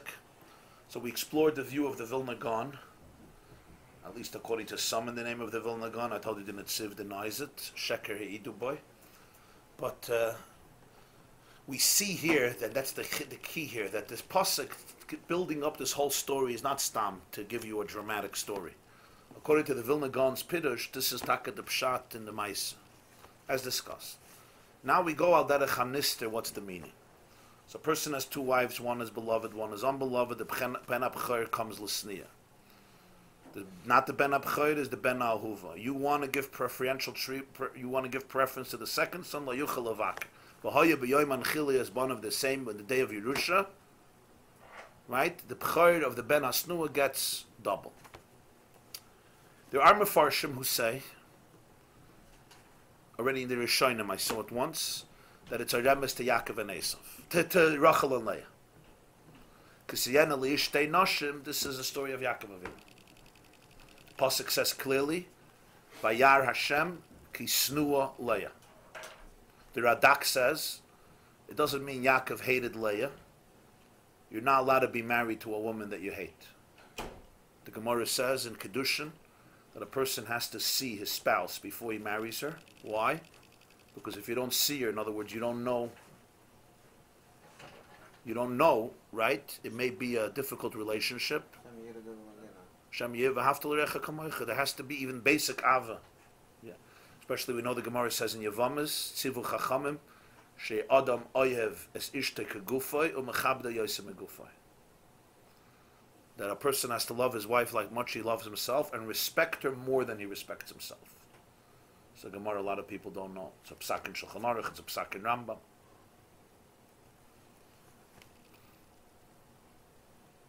I once heard on tape, I once heard a Musar Shmuz from Chaim Shmulevich, the Mirror Rosh Hashiva in Yerushalayim. So he said that the two parts in Shulchan Aruch and Rambam and Gemara are connected to each other. It's not two separate things. Love your wife like you love yourself and respect her more than you respect yourself. Chaim said you should love your wife as much as you love yourself. How? He says by respecting her more than you respect yourself. When you respect somebody more than you respect yourself, he said that creates the Ava. Interesting insight. I'll call upon him. So the Radak says it doesn't mean Yaakov hated Leah. It means relative to the intense love that he had to Rachel, it seemed like Leah was snua. Vayar Hashem ki snua Leah. The Chaim says, Vayar Hashem ki snua Leah. Nobody else saw it, even Yaakov. In other words, it was subconscious. This is a Chaim, 150 years before the whole discussion. Only Hashem knew snua Leah. In other words, even Yaakov didn't know it. Ad kedei kach. Even Yaakov did. Sometimes you have feelings to somebody, but you don't know you have the feelings. They may feel something, but you don't even know why. Vayar Hashem. Only Hashem knew ki snua Leah. So ki Siyenah leish, and you have children. From Leah he had Reuven. From Rachel he had Yosef. Leah felt it? She named her sons based on it, so apparently she felt it. Apparently she felt it. But in other words, it's not stam. People think, there was just fighting all day over there. Vayar Hashem ki snua Leah. Hashem was sensitive to it. That's what the Chaim says in Parshas Teitzei, I believe. I saw it years ago, but I think that's what he says. Very interesting insight. Only God saw it. So this pasuk is referring to essentially ha'achas ahuva achas snua. You have Leah and Rachel. One is snua, one is ahuva. V'yoldu loibanim ahuva v'asnua v'hoya ben abchar l'sniya. And basically we know that Yosef in many ways was, as it says, Yisrael av Yosef mikol banov. But nonetheless, in some areas Reuven remains the b'chayr. Some things Taka Yosef took. But here we come to the Oymek Ha'inyan Alpinister. What is it? So every Jew has shtei nefashos. One is a nefesh elikis and one is a nefesh abahamis. And we are married, in other words, not to one wife but to two wives. Just like in a marriage, there is intimacy, meaning you become one. V'hayu lebasar echad. Each human being has shtei nashim, two marriages. Ha'achas ahuva v'achas snua. What's pshat achas ahuva v'achas snua? Achas ahuva v'achas snua means with one, the relationship with Hashem is in a state of ahava. And the other one causes a lot of struggle. Snua doesn't mean you hate it. Snua means there's difficulty, there's challenge, and the difficulty you despise, you loathe. One creates in a life struggle. One creates challenge because there's a contention between the two souls, as explained. There's always a mulchama between the two souls. So Siyenah li'ishtei nasham achas ahova v'achas snua. It's not a bizarre, something that happens once in 1,000 years. A yovel. This is ma'asim b'chol yom, every person, every single day. Life is a marriage between the body and the soul, but not between one body and one soul. Between one body and two souls. Two souls. The body has two souls, and they're tucked into each other, and they're enmeshed with each other, and they're always operating with each other. So you operate on two levels of consciousness. One is divine, one is transcendental, one is godly, and one is beastly, and one is narcissistic, and one is animalistic. And both legitimately exist in the human being, and we have thoughts that come from both, and we have instincts that come from both, and we have emotions that come from both, and we have paradigms that come from both, and we have perspectives that come from both. And the person has to be able to identify this comes from this, and this comes from that. And in most people's situations, there's no solution of obliteration or even complete transformation. Complete transformation. That's not an option. And he says every day there's a milchama chadasha.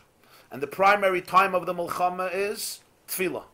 That was the time that Hashem gave the person a special eis ratzon to be able to create a platform or a situation where the person speaks to the animal soul, educates it, enlightens it, and so forth. And as he said, that the different parts of tefillah is essentially the conversation that the godly soul is having with the animal soul in its educational process, because the key here is not about obliteration or destruction, but always about enlightenment and sublimation. Even though that includes sometimes discipline, sometimes it includes transformation, sometimes it means saying no, sometimes it means saying strong no, sometimes it's yes, but the point is you're always engaging. There's always an engagement here. A professor once asked the students, he taught them English, he said, what's the difference between an engagement and a war? So one of the kids said, one is before the wedding and one is after the wedding. So with the Nefesh HaLekis and Nefesh HaBahamas, you also have that. There's always an engagement. Sometimes it's war, sometimes it's peace. War and peace, right? We're talking about the war and peace inside of us. So this is the Siyenah li'ishtei nasham, achas ahuva v'achas snua. Now to take it and make it in a very personal way by every single person, when a person is in touch with their godly soul, so then their relationship with Hashem is ahuva.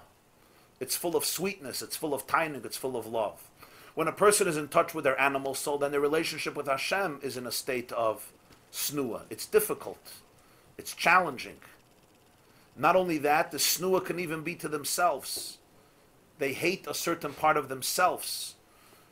Right? People, one of the deepest issues that we face is that we hate certain parts of ourselves.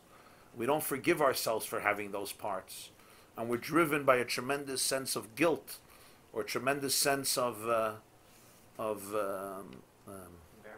embarrassment. Very good. Or you always have the right word. From a lot of these wow. Okay, those are usually the best words. The words that come from not from the dictionary, but from the psyche. And this is what a person struggles with. So achas snua means a part of me I hate. And people say I hate myself, or I hate this part of myself. I can't deal with it. Ha'achas ahuva, but ha'achas snua, and sometimes the snua part becomes very overwhelming, very difficult. The chiddush of this Maamar is when the pasuk says v'hoya ben abchor l'snua, it's not if the snua has ben abchor. It's always going to be that way. The ben abchor is always going to belong to the snua, which means the avoida, the child that comes from engaging with the part of yourself that you don't like, will always produce a double portion of benefits. Will always produce the ben abchor, will always produce something far deeper, far loftier, far higher, far more sublime. Yisun ha'or will only be mitoich ha'choshech. And on a deeper level, because the shirish of the nefesh habahamis is higher than the shirish of the nefesh halikis. It comes from toyu that preceded tikkun. So toyu is called the b'chor. Tikkun is always the second child. True, the B'chor went through a Shviras HaKelim. True, the Nefesh HaBahamis is lower than the Nefesh HaLekis in terms of spiritual sensitivity, in terms of truth, in terms of ideal. That's true. True that Bahamis needs the Elekis to challenge it, to sublimate it. But deep down, the Nefesh HaBahamis has a secret, a code, that if you can unleash the essence of its power, it will enhance and invigorate and rejuvenate the godly soul and give it a flavor that it completely lacks on its own. Not completely, it lacks on its own. The B'chol Mo'idecha, the Ma'oid, the Bligvul, the infinity, that comes precisely from facing the darkness of the animal soul in all of its manifestations, sometimes very grotesque manifestations, or sometimes subtle manifestations. But that within itself is because it has sparks that came from a very lofty space. It just fell, and it broke, it fragmented, as explained the difference of Toyu and Tikkun. So the Ben Abchor always belongs to the Snua. V'hoya b'yoyim anchilias banav. B'yoyim anchilias banav means the day of Yerusha. Balatanya teaches elsewhere, when the Geula comes, which is b'yoyim anchilias banav, when Hashem is going to give Ashenu matov chalkeinu manoyim galen mayafu Yerushaseinu, the full nachala to the Jewish people. Lo yuchal avakar is ben ahova al pnei ben asnua. You're going to realize that you always wanted to give preferential treatment to a life that is devoid of struggle with animal soul. But lo yuchal avakar, you're going to find that the ben abchor yakir losses loy pishnayim, that the depth of the marriage, the depth of the relationship emerged precisely from the creations, from the children, from the Gemara says in Soita, my peri mitzvahs. Fruits are mitzvahs. Rashi says in Noach, Ela told us Noach ish tzaddik, told us Seyam shel tzaddikim, masim toivim. In other words, children are children, but also children is what you produce in your life. Every mitzvah you do, all the avodah that comes from you, the fruits, the harvest of your labor, that's all your fruits, it's children. Like the Chazal say in Bamidbar, Kol HaMalamed is ben Likkutei Torah, Ki'ilu Yolda, you teach something to somebody who gave birth to him. Even though you didn't give birth to him, but you gave him identity, you gave him inspiration, you gave him Torah, you gave him God, you gave birth to him. So the ben that comes from the snua, right, the avodah that comes from that challenge, from that struggle, that is always the b'chor. Why? Because it comes from olam hatoyu. So here at last we have a shtickle topsy-turvy. On one level, the nefesh elokis, you can't compare to the nefesh elokis. This is a chelik elokam mimal, and this is an animal. And the animal, you have tsar balachayim, but it's an animal, it's a beast. And it operates on that level. You can't even come close to the Nefesh HaLekis. But by the Nefesh HaLekis becoming the mentor of the Nefesh HaBahamis, what happens is the Nefesh HaBahamis becomes a mentor to the Nefesh HaLekis. How can you even succeed then? Huh? How can you succeed? That means if you don't become a mentor to the Nefesh HaBahamis, you're not only betraying yourself, you're betraying the animal soul, because the animal soul is almost begging. It's almost begging and saying, recognize who I really am. I'm going to call myself a beast, but I'm really not a beast. Really, I'm very, very holy. I just don't know anymore the language. I don't know who I am. I went through a breakdown. Literally, I went through a Shviras HaKelim. I don't know myself. I need you to know me. Yeah. V'gam oivav yash lemita. Yeah, das meinst du. Shamash God and Sanhedrin, yeah. So that's the vart that, in other words, I'm betraying. When you betray your soul, you're betraying your animal soul as much as your divine soul. Because it's really telling you, what does Hashem tell Shmuel Hanavi? Ha'adam yireh le'inayim v'Hashem yireh la'levav. Don't look at me from the surface. You know, sometimes you'll have this rebellious child who seems psychotic, or okay, that's a big word, but who seems just seems completely out of line, and everything is just problematic. When you accept this child at face value and you say, "Yeah, you're as bad as you say you are," you're not just betraying your higher judgment, you're betraying the child. The child deep down is begging you to say, no, I see something else in you. Bring out in me what I cannot bring out of myself, because I don't have the language. I don't have that sensitivity. I've been broken. I need you to bring out in me that nakuda. So every time we struggle with a very powerful instinct of our animal soul, there's really two things happening at once. There's this superficial instinct, but there's the underlying instinct that really it's the language of a world of tohu, which is not contained, which has no borders and has no barriers, because it's very powerful. But because it was so powerful, Therefore, it could not be structured within the norms of moral life. And that's why it's expressing itself in a tremendous mashicha, maybe to something completely in the opposite direction. But really what it is, in its shirish, is an inyan of kedusha.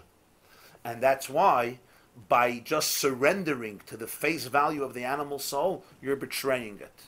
By challenging it and sublimating it, it will tell you thank you more than everybody else. Because ultimately you helped it reach its own pneumius. So by saying, I'll give you what you want, you're actually taking from her away her real gift, her real energy, her real divine source. So the Ben HaBchor always belongs to the Snua. So when you're dealing with something in your animal soul, this is a very tachlis, because this work will elevate the divine soul. So that's what he says, the last line. V'zel v'hoya ben abchar l'sniyah, shedafke mi nefesh ha'bahamis shehi snua. Dafke, the animal soul, which is snua. It's loathed. Why? Because it challenges you. It challenges your morality. It schleps you down.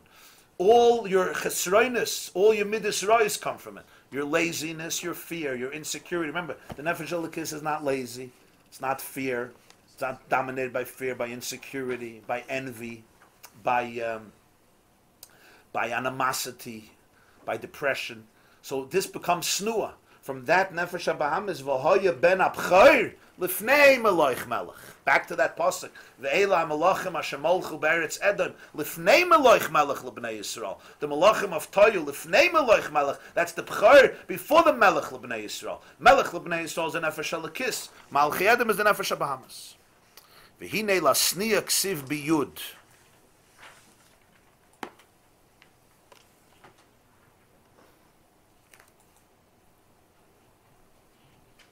Loshen davar acher.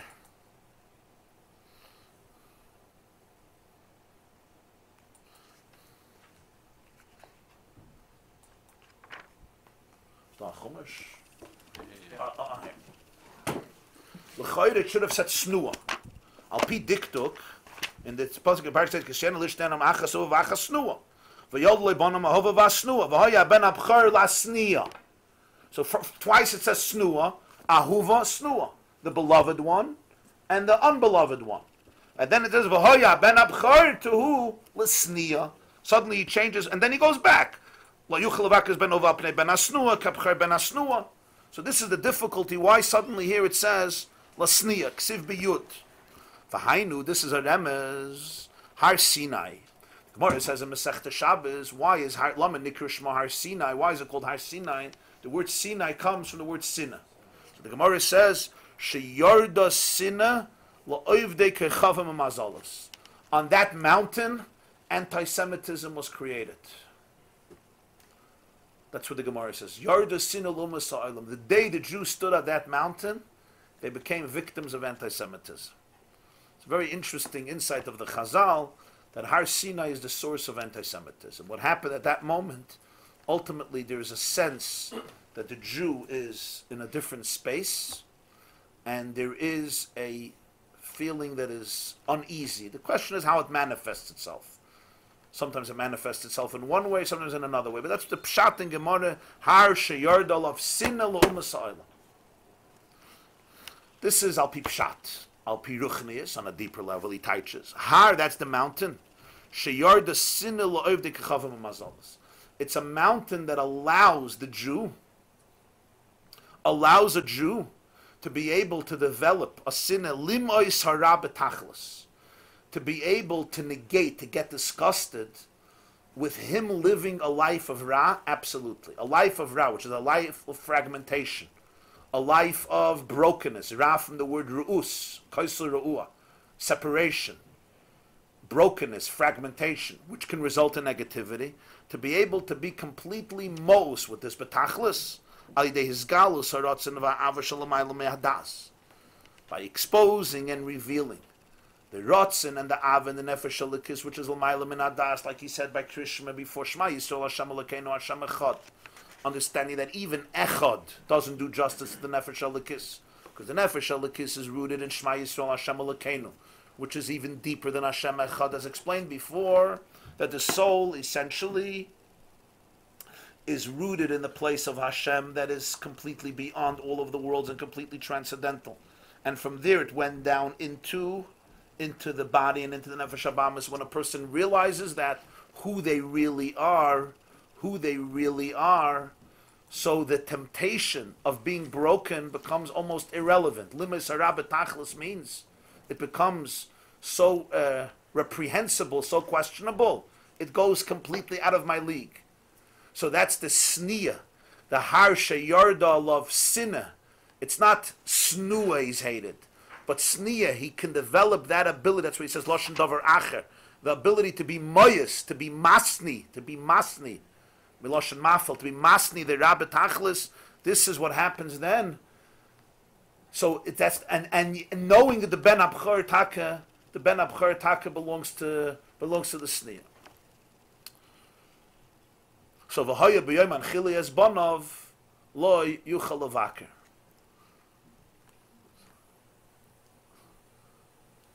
Was a yid, a big tzaddik, Rabbi Yisrael of Ruzhin. They call him the Likkutei Torah. Rabbi Yisrael of Ruzhin. They say a ma'aser that it was once after Yom Tov, came out to Shul, and it was a Shul by some Hasidim. They davened later. Some people davened later. They would prepare for hours and daven later. And he comes out to Shul Isru Chag, and he saw a young chassid of his. It was karev to chatzos. It wasn't chatzos, but it was close to midday. And the man is putting on talis and tefillin and starting to daven. The Rebbe says, "Why so late? Why can you daven early? What are you davening so late for?" So the young man looks perplexed. He says, "The shul is filled with elder chassidim. They're all starting to daven now. What do you want from me?"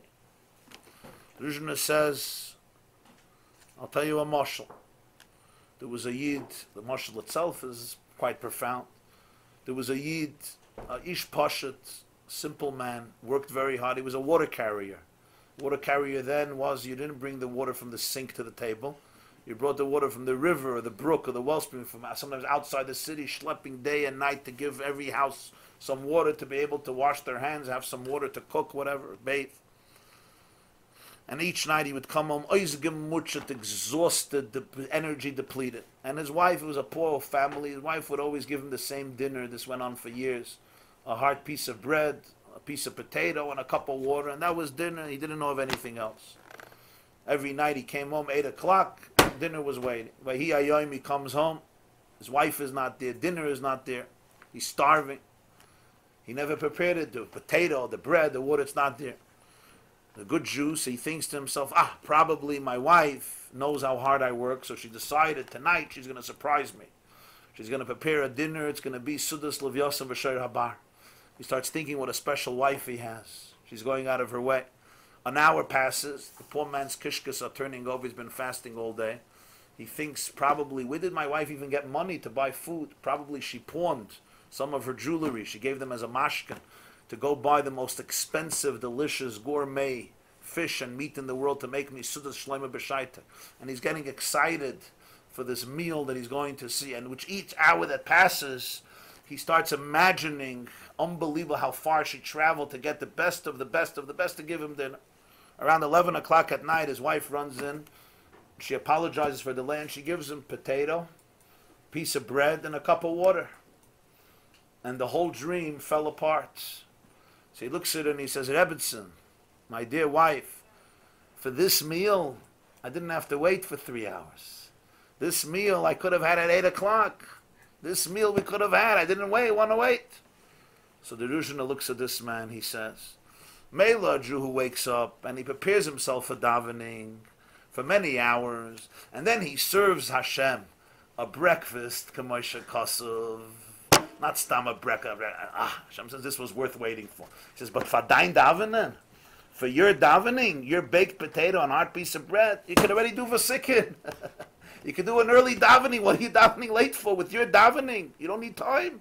Anyway, you know how you daven, so just daven up, weitergegangen. That's what he tells. Okay? Chassidim leave. Story is not over. Chassidim leave. They're going home. They come to an inn. You know, all these stories in the Kretschmers, you know, they had like a Motel 6, but it wasn't quite like a Motel 6. There's always an oven. There's always a guy on top of the oven. You know, it's cold. You know how the ovens went? There's people on top of it to warm themselves. So an old man, he's like 100 years old. He's on top of the oven. So the Chassidim are sitting there eating dinner, they're saying whatever, they're schmoozing, Divrei Torah, Divrei Chassidus, Maisos. This old man says, Yidden, where you coming from? They say, we're coming from the Heilige Yerushalayim. So he says, Nu, a Wort. It's a Wort from your hurt. They said over this Wort. This Wort that he said that morning to this man. He chastised him for davening late. With your meal that you give God, there's no excuse. You can daven early. So the man says to them, your Rebbe is wrong. You know, Chassidim don't like hearing that. Right? They want to kill him. They want to attack him. He says, relax, I'll tell you why he's wrong. If this man really loved his wife, then even the meal that she gave him at 11 o'clock at night, it was meager and scant, knowing that she prepared it for him, would have been so pleasurable to him that he would have eaten it with so much passion and gusto, because it's not what she serves him, it's who served him. I say, if Hashem loves the Jewish people, then even the davening that is later and is fast, coming from the Jew, he loves it and cherishes it. Your Rebbe is wrong. Now, Chassidim have, or at least are supposed to have, a chush hareyach, sense of smell. So they realized this is a vort. They went back to the Yerushalayim. They went back to the Rebbe and they told him the vort. And he listened, and he said, the neshama of this Jew came down to the world to say this vort. To say this limut zchus on this yid, and to bring out this vort, that if God loves us for real, then every nekuda that you give is so powerful, it's so precious, it could be a big piece of potato, he cherishes it. And they understood, he was a very old man, that this was, so to speak, the completion of his shlichus in the world. So this brings out this nekuda. A nefesh alikis is so entangled with a nefesh abahamis. Yeah. Sometimes all the person can produce is a piece of potato. But knowing who the person is, it's so pleasurable, it's so precious by Hashem, that he cherishes it. He gobbles it up so much, with so much gusto, with so much passion, because of this ava. This class is brought to you by theyeshiva.net. Please help us continue the classes. Make even a small contribution at www.theyeshiva.net/donate.